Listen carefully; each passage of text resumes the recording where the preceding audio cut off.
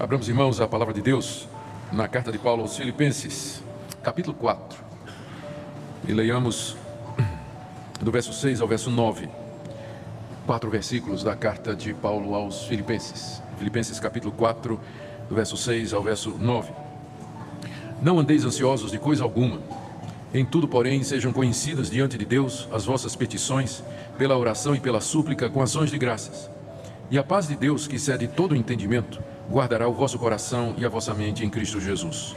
Finalmente, irmãos, tudo que é verdadeiro, tudo que é respeitável, tudo que é justo, tudo que é puro, tudo que é amável, tudo que é de boa fama, se alguma virtude há e se algum louvor existe, seja isso que ocupe o vosso pensamento. O que também aprendestes e recebestes e ouvistes e vistes em mim, isso praticai, e o Deus da paz será convosco. Até aqui a leitura da palavra de Deus. Oremos mais uma vez. Ó bendito Deus, pedimos que pelo Teu Espírito Santo nos conduzas ao ensino desse texto, que Ele nos traga orientação e conforto para vivermos em paz no meio das adversidades do mundo presente. Conforta o Teu povo nesta manhã, instrui o Teu povo, ó Deus, a todos nos enche da Tua presença. Pedimos em nome de Jesus. Amém. Aqui nessa passagem o apóstolo Paulo nos orienta a respeito de como viver uma vida sem ansiedade. Há quem diz que a ansiedade é o mal do século. Eu não sei se a gente pode dizer isso, porque essa carta foi escrita 2000 anos atrás e Paulo já está dizendo para os crentes não viverem ansiosos, né? Então parece que a ansiedade acompanha a raça humana há milênios. Ela faz parte da vida do ser humano desde os seus primórdios, desde aquele momento que nós nos separamos de Deus no jardim do Éden pelo pecado dos nossos pais. Nós vivemos fora do jardim, longe da comunhão com Deus, e o nosso coração, que foi feito para ser de Deus e foi feito para se satisfazer com Deus, ele vive em constante turbulência, ansiedade, inquietação, preocupação com a nossa vida, o nosso destino, o futuro, as coisas presentes e aquelas que ainda haverão de vir. Então não é à toa que a palavra de Deus, do livro de Gênesis até o livro de Apocalipse, está o tempo todo falando a respeito desse assunto. São muitas as passagens na Bíblia que falam da necessidade do Filho de Deus, aquele que conhece a Deus, não viver de maneira ansiosa e preocupada aqui nesse mundo. E a razão básica é a existência do próprio Deus, as promessas que Ele nos faz e a direção que Ele dá em nossa vida. Aqui é mais uma dessas passagens que nós encontramos na Bíblia que orientam a igreja, o povo de Deus, a não viver uma vida de ansiedade. Paulo estava preso quando ele escreveu estas palavras, estava numa prisão em Roma, aguardando o julgamento da acusação de que ele era um preso político, era um traidor do império e que tinha conspirado contra César, porque ele dizia que Jesus Cristo era Senhor, que era um título que era dado então ao imperador. E Paulo recebeu uma visita de um irmão da igreja de Filipos, o nome dele era Epafrodito, que trouxe uma coleta, trouxe o dinheiro de uma coleta que havia sido feita na igreja para abençoar o apóstolo Paulo nas suas necessidades, e trouxe também notícias a respeito da igreja. Paulo escreve essa carta que provavelmente foi levada de volta pelo mesmo Epafrodito, e na carta ele responde algumas indagações da igreja, trata de outros problemas, diz que recebeu aquela oferta que veio numa hora boa, ele estava passando necessidade em Roma, e aqui no verso 6 ao verso 9, ele orienta a igreja a que viva uma vida sem preocupação, embora todas as dificuldades estejam presentes. É sobre isso que eu queria falar nesta manhã. O verso 6, ele diz aos irmãos lá da igreja: não andeis ansiosos de coisa alguma. A palavra ansioso é uma palavra que na língua grega significa, literalmente na raiz, dividido. E eu penso que é uma palavra que descreve bem o estado de ansiedade. Uma pessoa ansiosa, ou que está passando um momento de ansiedade, ela está dividida na sua mente e no seu coração. Há várias forças puxando em lados diferentes. Ela não consegue uma coesão mental.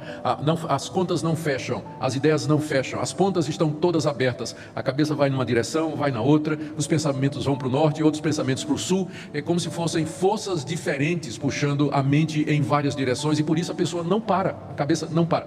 Para a cabeça parar, ela tem que fechar, né? Tem que estar redondinho, faz esse sentido, né? Mas o ansioso, como a própria palavra no grego diz, a mente não fecha, as contas não batem, as soluções não aparecem, o sentido não surge e, portanto, a mente também não para de trabalhar.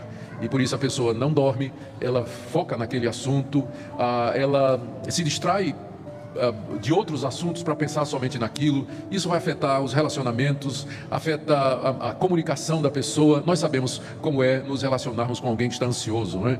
É difícil, né? A pessoa fica irritadiça, não compreende direito, nada consola, nada presta, e uma visão pessimista do futuro, e outros efeitos que nós conhecemos também de experiência própria e de lidar com outras pessoas também. A ansiedade, de fato, então, ela traz bastante preocupação e ela afeta a vida do cristão, afeta o casamento, afeta o relacionamento com os amigos, enfim, o trabalho, o desempenho no trabalho.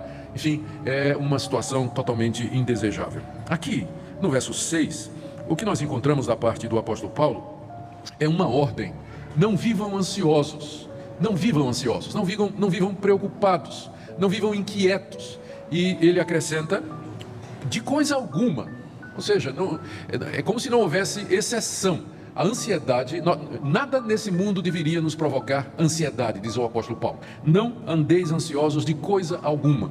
Não existe nada nesse mundo, nenhum problema, nenhuma necessidade, nenhuma dúvida, nenhuma expectativa que nos roubasse a paz do coração. Independente da situação, crise financeira, crise política, perda de trabalho, perspectiva de doença, a velhice que se aproxima ou a velhice chegada, o que vai ser de mim quando minha mulher morrer, quando eu estiver sozinho, quando eu ficar velho. Então, nada existe no mundo que deveria tirar a paz do crente. Senão não faz sentido o que ele está dizendo aqui. Não andeis ansiosos de coisa alguma. Coisa alguma é muito amplo e cobre todas as situações da vida.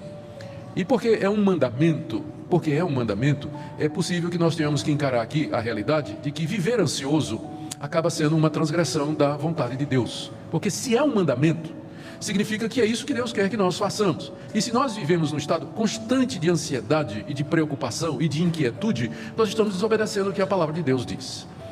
Ou seja, eu não vou chegar ao ponto de dizer que toda ansiedade é pecado, porque eu sei que há determinados fatores que provocam esse estado de ansiedade e que não são necessariamente falta de confiança em Deus. Eu não estou dizendo que toda ansiedade, toda inquietude, falta de descanso no coração é resultado da incredulidade, da falta de confiança em Deus, de pecado cometido. Eu não estou dizendo isso. Eu estou dizendo que boa parte é. Senão, a Bíblia não trataria desse assunto como se fosse um problema espiritual.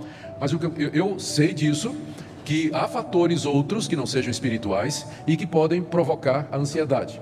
E aí os nossos médicos, os que trabalham na área médica, poderão dar um diagnóstico melhor para você. Mas antes de você resolver o problema da ansiedade tomando Rivotril e afins, pense no que a Bíblia diz, que muita da inquietação, da ansiedade, da preocupação do nosso coração é resultado de uma postura errada diante da vida e diante de Deus.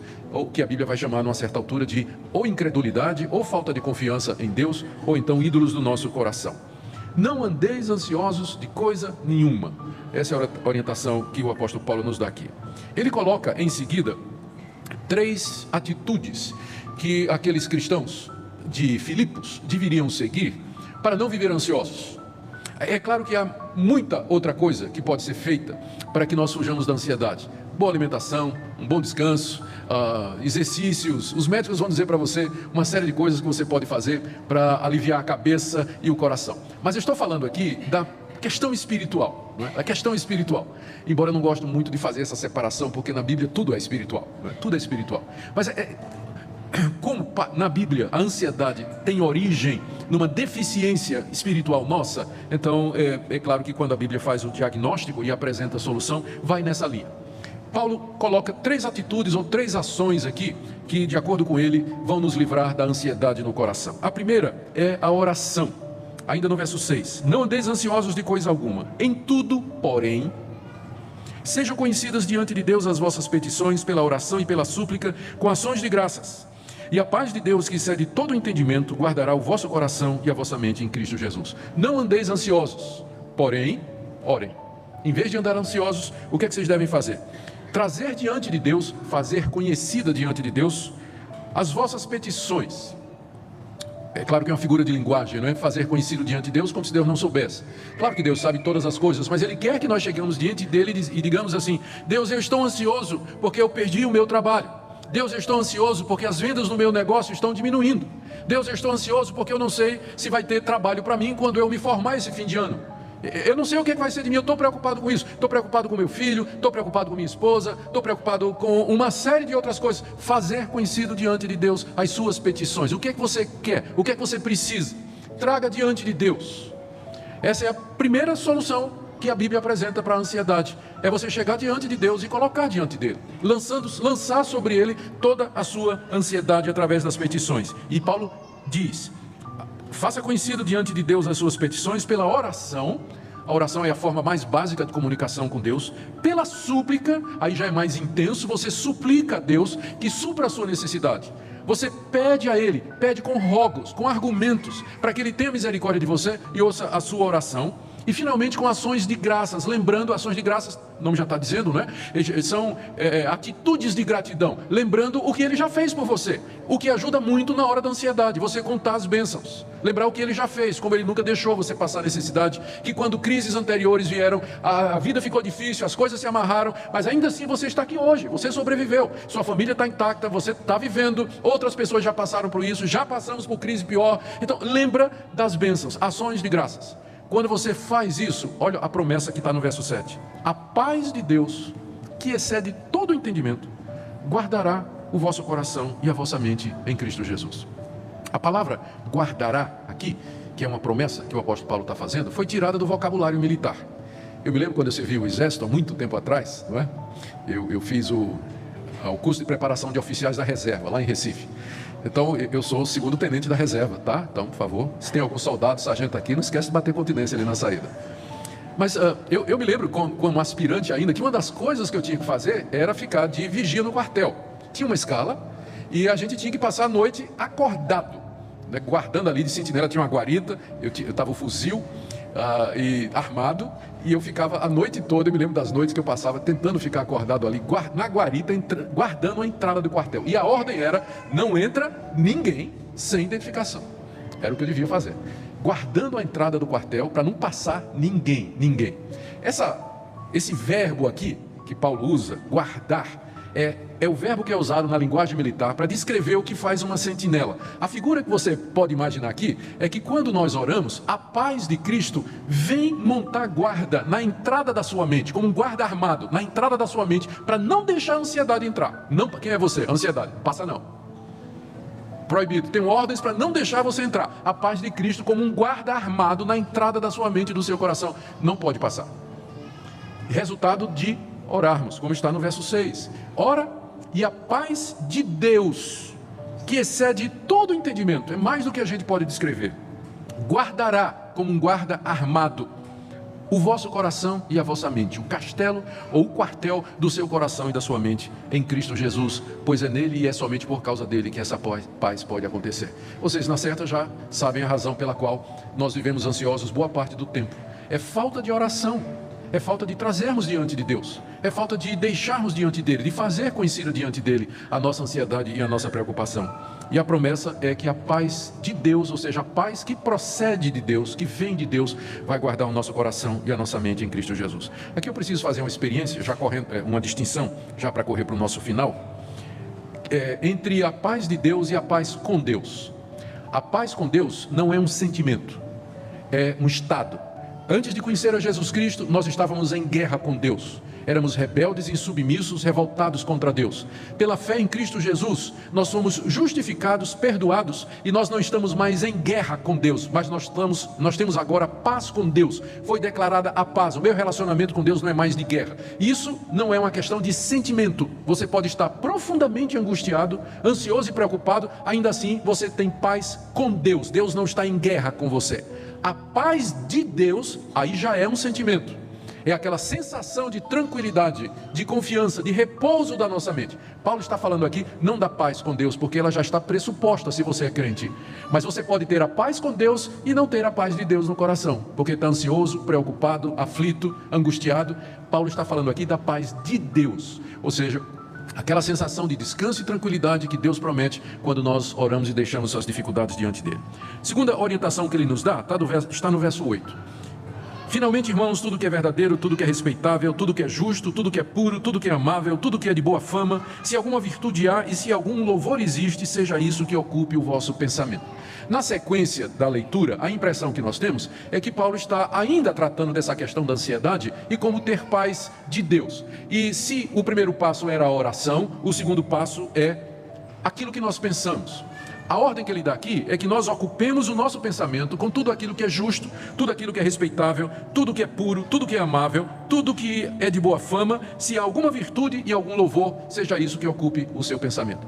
Boa parte do estado ansioso é que nós ocupamos a nossa mente com coisas que não condizem com o nosso chamado cristão. Nós ocupamos a nossa mente com notícias, informações, imagens, sons e sentimentos que não estão de acordo com a palavra de Deus. Se nós ocuparmos a nossa mente, se nós focarmos a nossa mente naquilo que é justo, naquilo que é verdadeiro, naquilo que tem algum louvor, naquilo que procede de Deus, naquilo que é verdadeiro, santo e bom, a nossa mente vai reagir a isso, porque as emoções que nós temos, elas são resultado daquilo que nós pensamos. Se você ocupa a sua mente, eu vou confessar para vocês, tem hora que eu pego, simplesmente estou lá no Facebook, eu tenho um ministério nas mídias sociais, eu sempre acompanho esse ministério, e tem hora que eu chego lá no Facebook, eu vou ver quais são as notícias, e começo a ler. Aí você sabe que no Facebook tem de tudo, né? Tem notícia falsa, notícia verdadeira, e você começa a ver coisa, e de repente quando eu percebo, a minha mente está começando a ficar angustiada. Eu começo a sentir o peso do mundo lá fora. A raiva, a mágoa, a crítica, a mentira, aquelas coisas começam a entrar, eu começo a perceber um abatimento. Agora eu imagino os jovens, adolescentes e até adultos que passam o dia inteiro nas mídias sociais, só consumindo esse tipo de coisa. Como é que a mente não fica? Paulo está dizendo aqui que para termos paz, nós temos que ocupar a nossa mente com aquilo que edifica.